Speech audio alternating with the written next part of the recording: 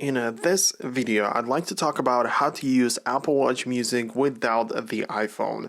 And I suppose that you use Apple Music, but that's not like a condition that you have to meet. You still can put music on the Apple Watch even if you're not an Apple Music subscriber.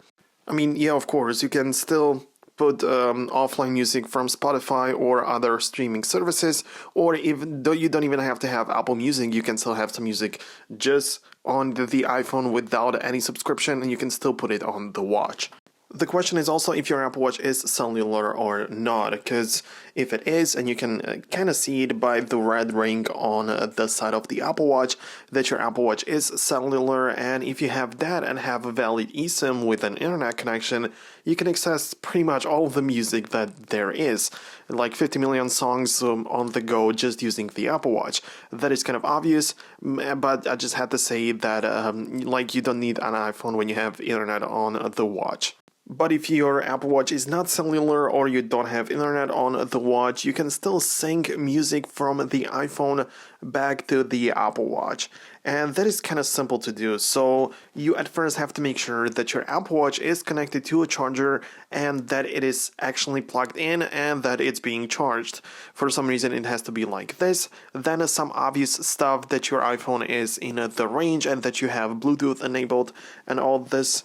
So then you go to the watch app and navigate to the music section.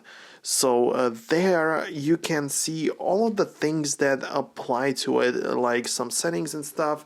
But more importantly, the way to sync the music is there as well. So in my specific case, the storage dedicated for media is full, so I will probably not be able to add any sort of music there, but for all of you out there that are able to do it, you can still enable the recent music section, which automatically adds the stuff that you currently listen to, and it's like automatically updated all the time, or you can manually sync and add music by yourself. By the way, guys, before we continue with the video, I just wanted to quickly say that if you're new here, think about subscribing because it does help the channel grow naturally, but more importantly, it helps you stay updated, and if there is anything interesting for you, potentially interesting, it's going to appear on your YouTube page when you browse for stuff, so yeah, it's just going to be visible for you. So of course, the way it works is that you click on Add Music and you browse through your library and add whatever you want. Naturally, I cannot click it because my Apple Watch is not being charged, but once you put your Apple Watch on a charger, then it's going to be able to click there, and also I'm not able to add anything because of the storage, so that's also an issue. But the way I like to do it is that I just leave the all Apple Watch stuff and go to the regular a music app on my iPhone, and I create a playlist that I'm gonna dedicate for the Apple Watch. So I can name it something like Apple Watch playlist or running or whatever, and then I just put all the music that I want as a part of that playlist, and then I come back to the watch app and sync that playlist, including all of the songs that I put there, to my Apple Watch. And I find this to be a lot more convenient than adding songs one by one to the watch, which may be a little bit longer, and you also have more time to add whatever music you want to that playlist.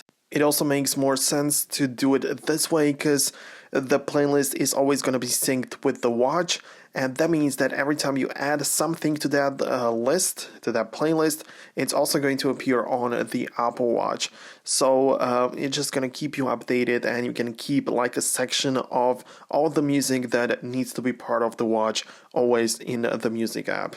This all applies to Apple Music. Even if you're not a subscriber and you have some music stored in the music app on the iPhone, you can still put it and transfer it to your wrist device called Apple Watch.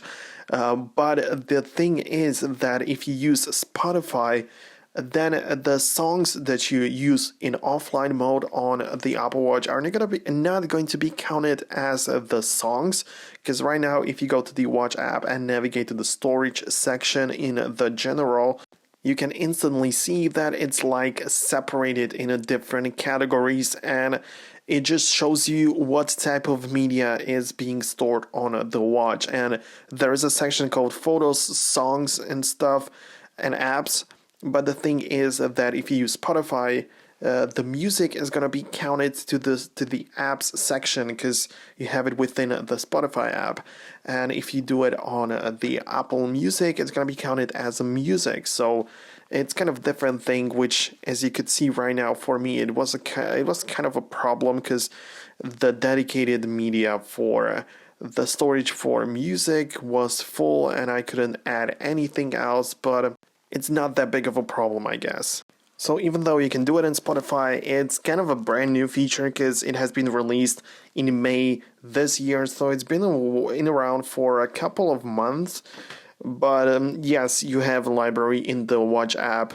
For example, you have like Spotify playlist, which is synced to the Apple Watch, and if you open up Spotify on the watch, then you'll be able to access it. It's not that big of a problem, but yes, this is how you can do it.